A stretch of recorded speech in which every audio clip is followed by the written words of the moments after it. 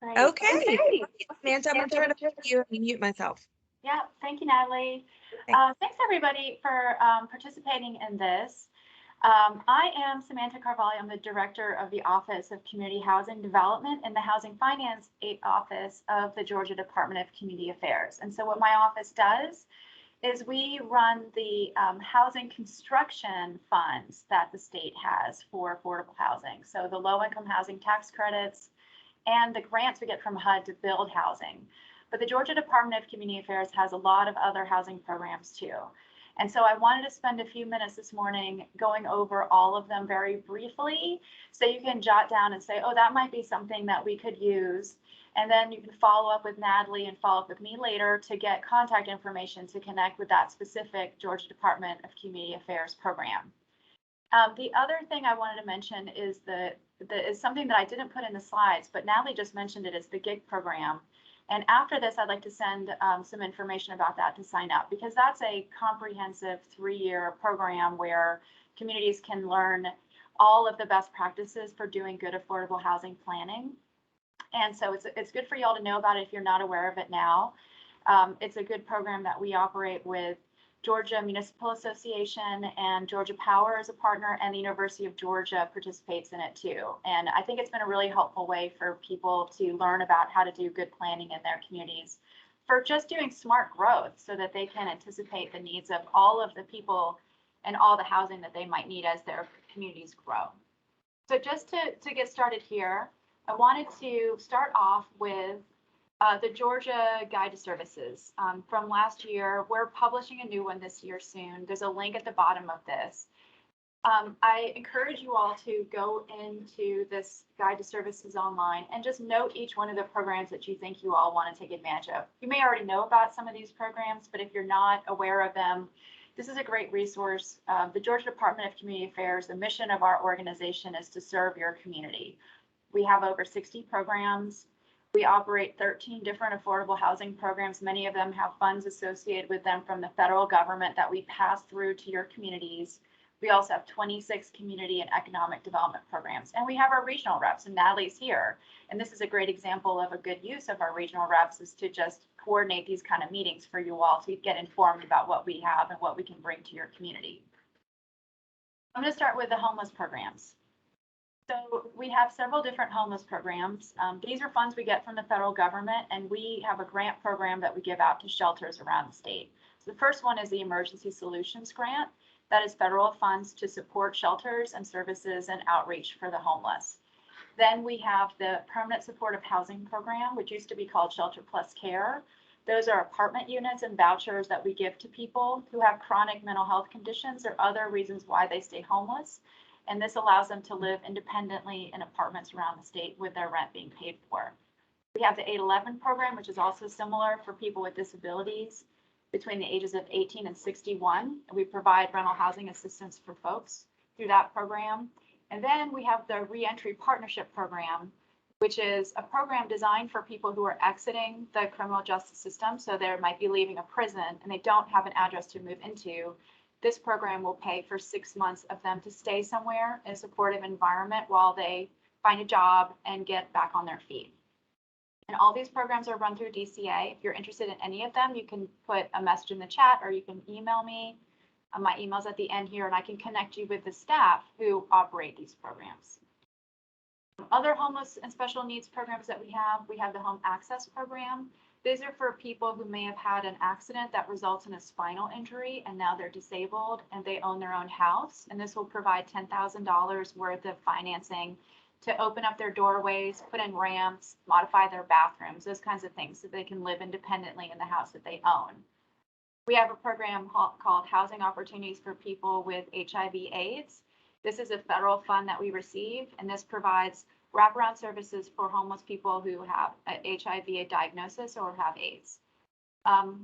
The last two programs are not financial assistance for individuals or for nonprofits, but they are a really great resource for you all in your community planning. So the first one is the point in time count. So every community across the United States participates in this every year. It's usually the last week in January. And they go out and they count all the people staying in shelters and all the people staying on the street to the best of their ability. You can't find everybody. And then that informs the federal government about where to focus their financing. So the last couple of years, the point in time count has been very difficult to do because of COVID. In fact, last year, our count didn't include an unsheltered count at all. We just did the survey of the shelters. This year in 2022 will be the first full count that we have. We can get information about how homelessness has changed since we did the count in 2019. We did the count. It wasn't in January this time. We were allowed to take a month of COVID safety precautions. We did at the end of February. Those numbers are being compiled and put into a central database that the federal government is managing, and it should be out and published at the end of this year. So we'll really see what has happened over the last couple of years as far as homelessness goes, and that'll help us figure out where we want to put our resources. If you're interested in the homeless count information for your community, you can contact me and I can try to find you some preliminary numbers if we have those available. The state does the count for a lot of areas, but we have some cities do their own counts too. So I'm not sure exactly in your region who did your count. And then lastly, we have a homeless management information system. This is kind of our database where we keep up with people and help to focus what resources are best to help people move out of homelessness. Moving on to home ownership. The big program that we have here at DCA that we're really proud of is the Georgia Dream program. This provides down payment assistance for homeowners, and we have a range of different types of financing for people, anywhere from $7,500 all the way to $15,000, depending on where you are and what your needs are. For example, we have the $10,000 for protectors, educators, and nurses. So anybody who's in the public protector, education, healthcare providers, active military, any of those kinds of positions can receive that money for down payment assistance. And we do housing counseling. We also, the Georgia Dream program will buy out people's mortgages and then support them throughout the lifespan of their mortgage to help them if they're going to be facing foreclosure or other issues they have. We did receive federal funds for mortgage foreclosure prevention. So if folks were behind on their mortgages during COVID and they want to repay those funds, so maybe they were under forbearance and it was tacked on to the 30 years after, at the end of their mortgage, we can help people pay that back. So please get in touch with Georgia Dream if this is a program that you're interested in advertising to people in your community so that they can either become a homeowner. Right now, any money helps because prices of housing have gone straight through the roof. But also if they have been a homeowner and they've had loss of income and they haven't been able to make their payments and they're in forbearance, we can assist with back paying those. So for the Georgia Dream, and this is for the first-time homebuyer part, they have to either be a first-time homebuyer or they haven't owned their own house in 3 years. And they must meet our income and credit requirements, which are pretty standard. And then they have to take a home buyer education course, which I recommend anyway, because buying a house is really complicated and it's nice to get a little bit of help before you get started. Another program, and this is one that's operated right out of my office by my staff, is the CHIP program. It's called the Community Home Investment Program. And this is a grant that we would give to local governments, but we also give it to nonprofits or public housing authorities. I know a lot of public housing authorities around the state have their own nonprofit development arm. And these are grants that will pay for owner-occupied rehabs in neighborhoods. So if you're working in a target neighborhood and you apply for this funding, we'll give you the grant funds. Then you can find those homeowners who need their house repaired, offer this to them. And while it's a grant to the local governments, when we do assist a homeowner with home repairs, we put a lien, it's a forgivable lien on their property. So as long as they stay in their house for 5 years, they don't have to pay it back. And this helps us because it means that we're able to support people who just really want to stay in their house. A lot of the folks we help in this program are older people. They're on Social Security. They haven't been able to afford, fixing their roof, and now their roof leaks. So this is just a great way for them to be able to stay in their home. We do sometimes get repayments, but it's very rare. So we put out about $5 to $7 million every year in this program. And we might get a couple $1,000s back because people sell within that 5-year time frame. The other thing we do with this grant is we'll also offer you money to build single-family homes. So this is intended, for example, if the city is going through a neighborhood revitalization program and they have demolished a couple of lots, or maybe they've had to they've decided that they want to change the layout of a neighborhood and put in some more lots, they can come to us and get financing to build the house there. And then that could be sold as affordable housing.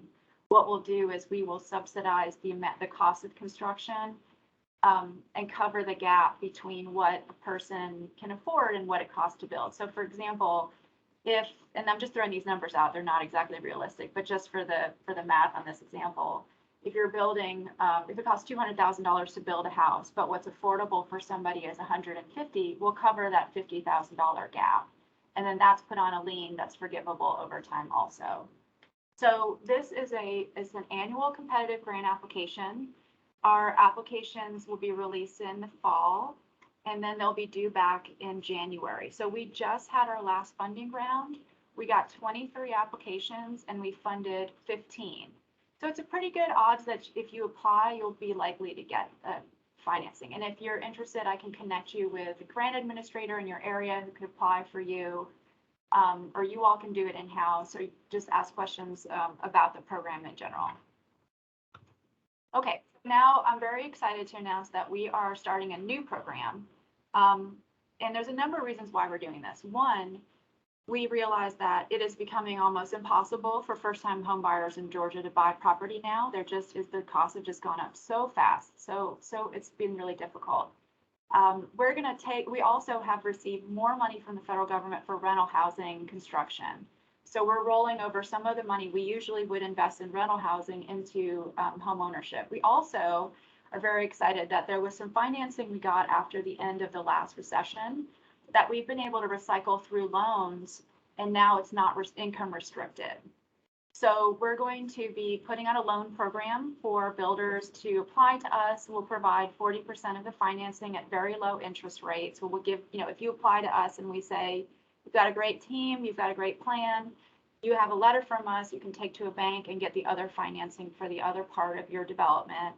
So long as you build housing for people who are making either 80% of average median income with the federal fund source or up to 120% median income.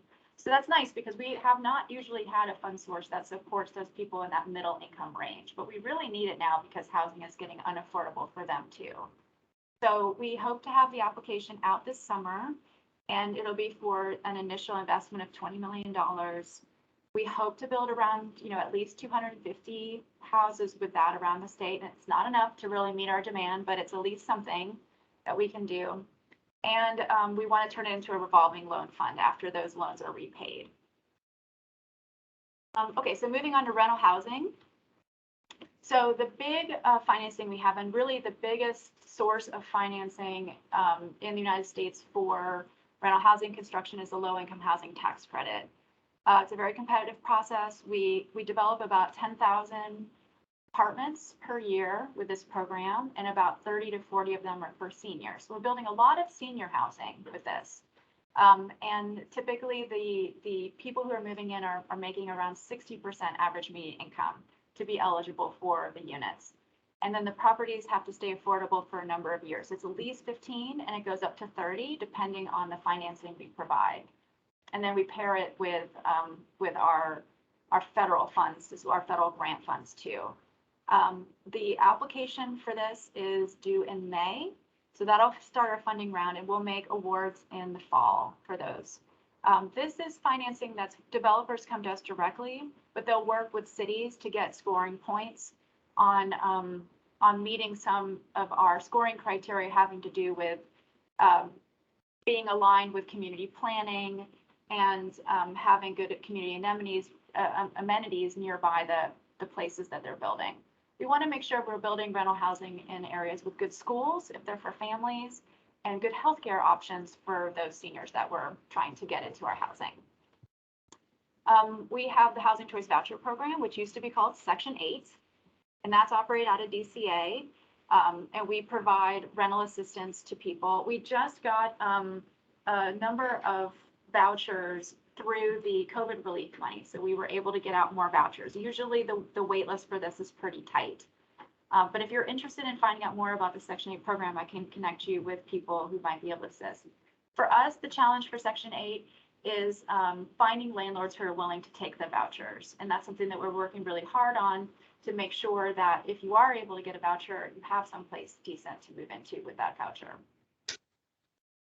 We have been really pushing hard. I hope you all are already aware of this because it means our marketing might be working. We received quite a lot of money from the federal government to do rental assistance for COVID relief. So we can pay up to 15 years rental arrears with this. As of last month, we had given out $124 or $28 million worth of rental assistance to about 15,000 tenants. But landlords are also eligible to apply, and this also covers utilities. So if someone's just behind on their utilities, they could get this covered too. And we could pay up to 15 years rental arrears. So I encourage everyone to go to the georgiarentalassistance.ga.gov website and refer people to it. We have a lot of money to give away. One thing we were able to do is in those communities where they receive the rental assistance money directly from the federal government, the metro Atlanta areas, for example, where they spent down the money they got, we were able to give them money to be able to continue to help their residents. So we gave out, I think, $228 million to cities so that they could put that fund back in their pool and put it out. But we still have a lot of money left over, and there's plenty of opportunities for people to take advantage of this. Okay, so lastly, I wanted to cover a couple of new programs that we have. So we have the Home Art Funds. What this is the Home Fund is a program that's been around since the 90s. It's a program that's run out of my office, and it provides federal funds for housing construction. So when I mentioned the CHIP program, that's funded through Home. When we do rental housing construction, we can fund that with Home, and that single family development program, that's funded through Home. But what HUD did was with the American Rescue Plan that they enacted last year, they paired the home regulations, which are mostly for housing construction, with the regulations for homelessness. And so now what they want to do is for us to build rental housing and shelters and provide supportive services to people who are homeless or at risk of homelessness. And we got $87 million.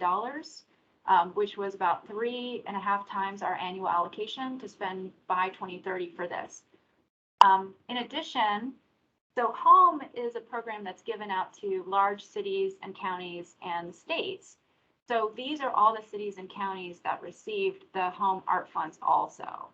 So, so I wanted to throw this up here so you can get in touch with them and see if any of these folks, what their plans are, so you can make sure you're aware of those plans and see how that fits in with what you might be planning to. Us though, what we're going to do is we're going to spend the bulk of it on rental housing construction because we went through a stakeholder consultation process over the last few months, and there were 3 big needs that we learned. One was when I mentioned earlier about how, even if you can find a voucher for somebody, it's often hard to find a place for them to move to. So, and there's just a lack of affordable rental housing in general. So we thought we would put the majority of our funds in rental housing. It's kind of what we do anyway. So we'll pair this with our tax credits, pair it with our other financing. And then when we have a developer come to us and say, let's say they're going to build 100 units and they'll get 10 units out of this financing to do, and then these units will be reserved for someone who meets a homeless or at risk for homeless qualification, they can move into those units. And we're going to be working with our homeless service providers around the state to identify those areas where that kind of rental housing is really needed. See if we can focus the funds on that. So the way it would play out is in our next round of tax credit applications, we may say, if you're building units in these areas, we'll give you extra points if you take this financing and put in 10 units or 20 units, or what have you, for people who meet the homeless or at risk for homelessness definition. The other thing we're doing, which is a new program for us, is being able to develop shelters. So it's called non-congregate shelter. And what they mean by that is the way HUD defines it is a congregate shelter would be like a dorm-like setting where you have a shelter, perhaps it's like a domestic violence shelter where people are in bunk beds or they're in a shared room area. Non-congregate shelter is where you would build what looks like an apartment, but instead of the people living there having leases, they're in a shelter environment. They have case managers there on staff. They're there temporarily, but the housing looks more like regular housing instead of like a shelter. And so an example that they use a lot is if you have, let's say, an underperforming motel in your area, you can use the Home funds to acquire the hotel and then renovate it because, the hotel might already have the plumbing to have individual bathrooms for each unit, and you might want to take a couple rooms and combine them to make more of a family space and put a little kitchenette in there, or have a kitchen down the hall or something like that. So that'll be an interesting thing that we're going to be putting out. The only issue with this financing, though, is that HUD will not provide financing for operating the shelter. So we can do the construction part, but you need to have a really strong nonprofit partner that can maintain the units over time as part of their shelter. So maybe you have a large, let's say a community service board, not nonprofit, state agency or something that's operating temporary shelter and then case management for people when they're in rental housing. This might be another part of their portfolio to kind of bridge the gap between emergency shelter and then somebody living in their own independent living situation. And then we have money for supportive services too. So we're going to try to staff up areas around the state that don't have housing navigators or other staff to help people move from homelessness into stable housing and access all our resources, because it can be a very confusing mix of different options and working with landlords. We do see a big need for that, especially in the southern region. So your region and then region 10, region 12, region 11, and then of course administration. So we plan on getting these funds out this summer. We still have to go through a process of public input, and then we have to submit our plan to HUD. Hopefully HUD will approve it, and then we can start deploying the money and have this money available through 2030. So I put a slide in here that has, we are still accepting information from the public. So if you want to participate in our public input, or if you want to join our listserv so you can learn about when these funds come out, we would really appreciate you participating in our survey and joining our listserv. Lastly, and this is my last request from you all. The first request was to go to the guide to services and circle everything in it that you think you could access. The second one is doing the survey for the Home program. If you think that serving the homeless is something that you can contribute some useful information for. And then lastly is the housing needs assessment. So we hired a consultant last year to go through all of the data that we have in the state and do a kind of statewide market analysis of what the current housing stock is. And it's not just for single family, but also rental and also homelessness, how we're serving the homeless. And then also identify aging housing stock. Where can the state make more data-driven, focused approaches to financing things? One thing that we have found through our LIHTC program is it's difficult to do a one-size-fits-all scoring criteria when you're developing affordable housing, because it ends up shutting out some communities that just won't score because of the nature of their community. And if you look at a map of Georgia, we have it on our website. Actually, if you're curious, I can send you a link to it where you can see exactly where all the housing we've built over the last 10 years is. But there are some gaps, and some of the gaps are obvious, like we can't build in Okefenokee Swamp, for example, but some of them are there because those communities just don't score. So this is a way for us to try to do better at that, because we are a statewide agency and we need to serve everyone in the state, and there's housing needs everywhere. And increasingly, that's become a very critical need. We want to make sure that we address it. But the other cool thing about this project is that it is going to be a tool that will be updated just through the databases that they're accessing. And it'll be available for local communities to use too. So you could, once we publish it, and it's going to be finished this summer, and then we'll have to review it, and then we'll put it on our database. On our website, it'll be a database that you can access, and you can draw down information about your community. So you can say, oh, our community is growing. We're going to need housing for 10,000 people, of which, a certain percentage is going to be low income. So let's talk to DCA about making sure we have those units. And then that's it. That's all I had. So you can email me. I know I threw a lot of information to you. I just wanted to kind of give you just a brief cover of all the different housing resources we have. So I have time for questions. Who wants to? Yeah.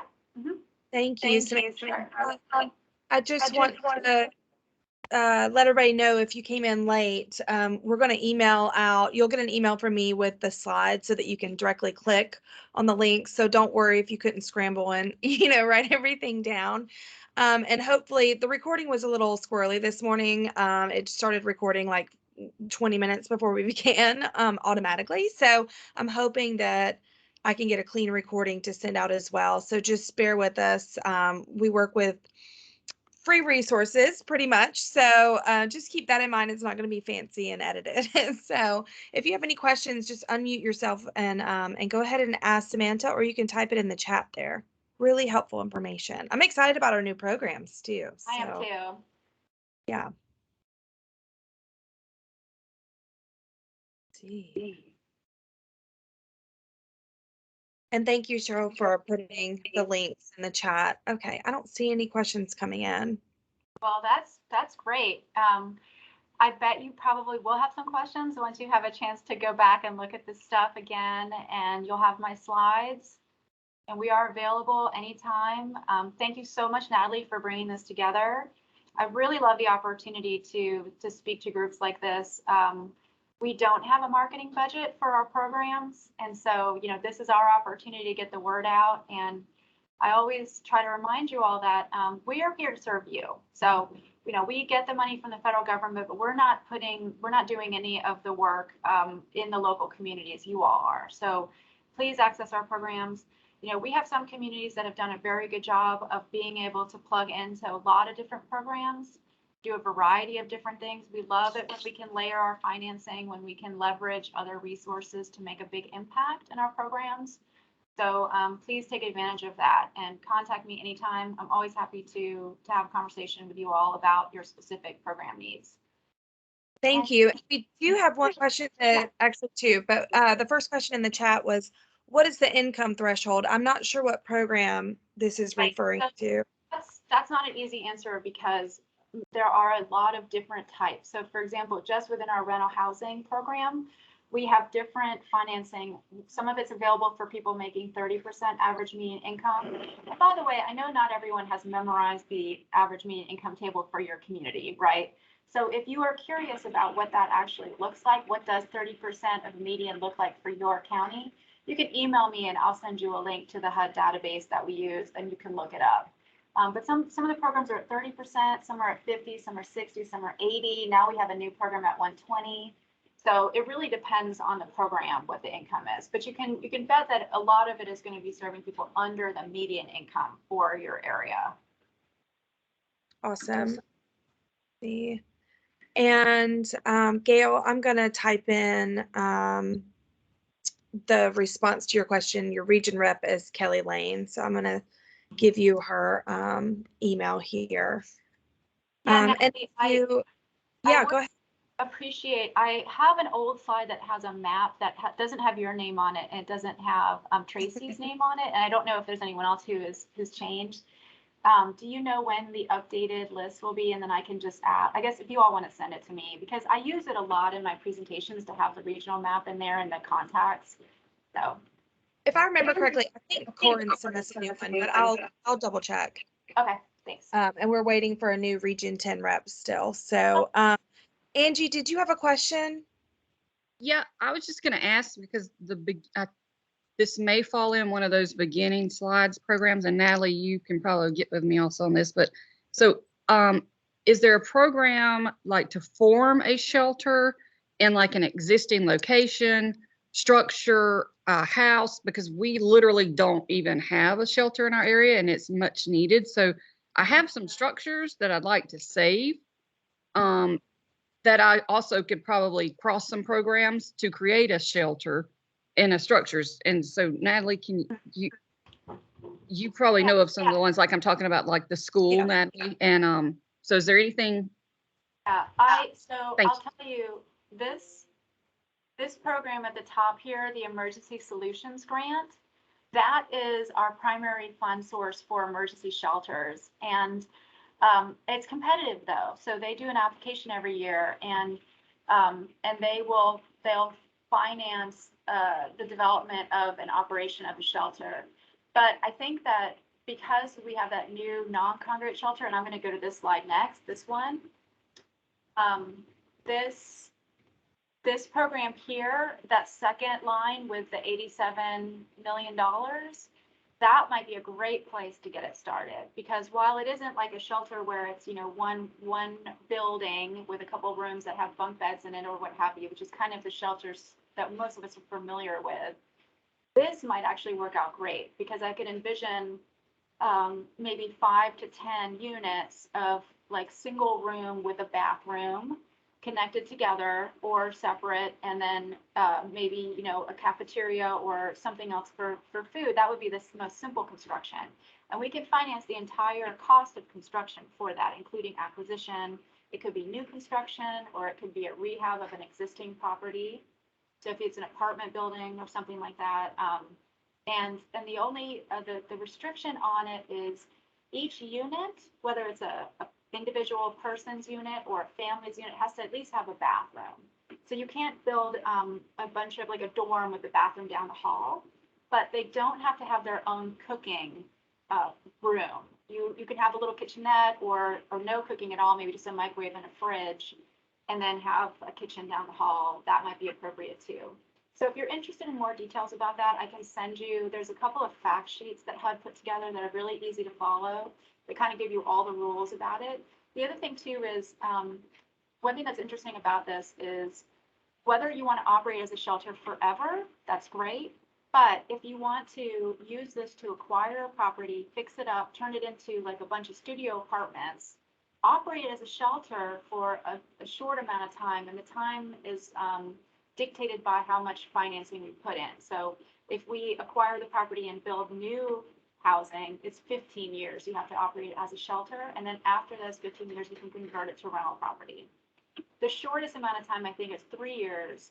If there's really no, you're just, it's like a ready to go space. I don't know what that would look like. I can't imagine that being something that we would find out in the natural rental housing environment. But or I suppose if you were going to convert rental units to this, that might be the way to do that. So there's different rules on how long you have to operate as a shelter, and that's important because we cannot provide any financing for the operation. So if you're working with a new organization, you may want to try to not have them obligated for 15 years if they're just getting started. And I don't even know if we would feel comfortable financing that if we didn't feel like the partner coming in would have that sustainability that we need to make it successful. And I'm sorry I'm going on and on about this program. We're really excited about it, and it's a new opportunity for us.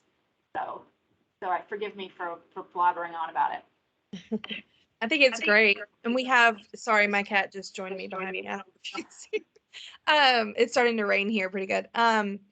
We, especially in Region 8, we have a lot of really tiny communities like what Angie's talking about, and the resources just haven't even been there for shelters. And during the pandemic, it's pretty scary to see, because there's literally nowhere for people to go. Everything was just shut down. And I think it's shown a light on things that maybe people weren't even aware of as much. It was right in their face more than ever before, especially in rural Georgia. I think a lot of people, they think about, urban areas and homeless issues, but it's a problem in rural Georgia. And so I'm grateful for these programs. So yeah, and I think what we've had is people piecing together income in lots of different ways and just getting by. And that safety net just fell apart when restaurants closed, when all the other things that you might have had 10 different little jobs and now you have 0. It's really scary to see what has happened to most folks who are really living paycheck to paycheck, and that's the majority of people that we work with, or really all the people that we in our communities are usually in that position, unfortunately. Yes. And then you add on the extreme difference in what people were paying for rent or paying for a home, 3 years ago to what they're paying now, and it's just almost impossible to see how folks are making ends meet. Absolutely. I do have another question. If we run out of time, we may have to take some of these offline, but from D. Lewis Groover, I hope I said your name correctly. says, I know a lot of people in Atlanta that are having trouble finding housing as it is now the toughest place to find housing. What are your recommendations to utilize your resources to help find affordable housing in the area? And are there any other ideas you might have on that? Mhm. Well, I know we are all feeling that this is a crisis time in our society in a lot of different areas. We may have just gotten ourselves almost 100% out of the public health crisis we were in, and now we have the fallout of the economic crisis we have. That coupled with some long-standing economic situations that have made affordable housing really scarce, which aren't going away anytime soon. So I think there is that's why meetings like this are so critical, because we won't ever have the money to solve all the problems. If we were going to invest billions and billions and billions of dollars and ramp up community colleges to help people learn how to become builders and all, we could never make up for the lack of affordable housing that we need. But what we can do is we can try to be smart about the resources we do have and try to figure out how we can have a portfolio that can meet some of the need. And then working with you all too to identify things. And people have come up with some pretty creative solutions.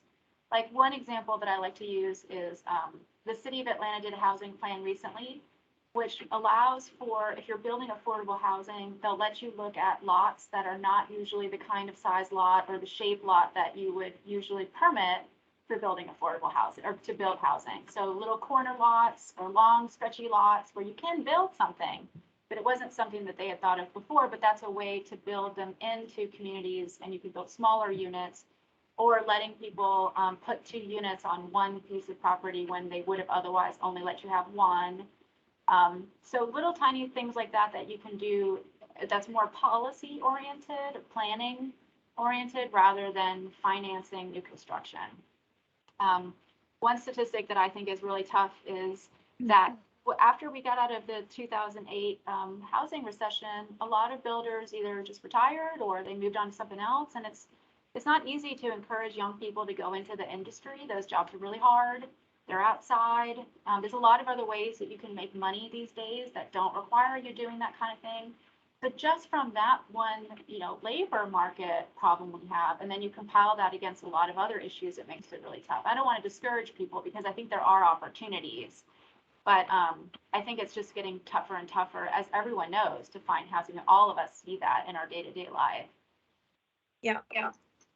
Thank you. Another question, with landlords continuing to raise rents, do you help people with working with landlords in any capacity? We have a lot of control over rent increases in the units that we operate. So we have about 100,000 units in our portfolio that are in various stages of either just having been put on the market and then they're beginning their 30-year affordability period, or they're about to cycle off their 30-year affordability period. And we offer a lot of incentives for developers to re-up. We will renovate those units and then they'll be back into our portfolio again as affordable housing. So we cap rent increases and we try to keep rents to what people are making, what's affordable for them. So within our own portfolio, we can do that. Now, of course, we don't operate all the housing in the state. We are trying some innovative things to encourage what we call naturally occurring affordable housing, which are those units that are just in rough shape, which is why they only are able to earn a low rents. Where we'll try to bring them into our portfolio and make sure those folks who are living there, if they have to move out temporarily in order to have their unit renovated, they can move right back in, and we pay their moving expenses and we pay for them to stay in a motel while they're getting their renovations done. Trying to be really careful about this placement. It was something we didn't spend too much time on, and it's not really in the federal regulations to do. But because you can't just assume that if you're building a new units, and then those people have to leave because they might be over income, that they're going to be able to find something in their neighborhood where they work or where their kids go to school that they can afford. So really trying to make sure that we have a very limited impact on where people go. And if they have to be displaced because they're over income, maybe they were under income when they moved in, but now they're over income, make sure they have a lot of financing to help them bridge the gap when they get into their new unit so they can cover their costs. Another thing we're doing is we're working on the home ownership side, both to make sure that people who are in mortgages can stay in them with a lot of mortgage forbearance programs that we have, but also helping people get into housing and trying to build, like I was saying, we're trying to build in 250 new houses, which is a drop in the bucket to be sure, but at least for those homeowners, then that's an opportunity for them to build wealth through equity. Because one thing that I like to remind people is over the last 2 years, housing prices have gone up by 20%, which is terrible if you're not in the market, you haven't bought a house. But if you have, then that's wealth that you now have that you can take. Now, whether you're going to be able to find a house if you want to move somewhere else is another story. But that's the way we build wealth in the United States, is through home ownership. Okay, thank you. You've got a few people, like Michelle Bush is going to be contacting you. People are saying thank you, very informative. So Tracy, she's actually our Region 3 rep in the Atlanta area. She said that she's found visuals help folks understanding these housing tools. I agree.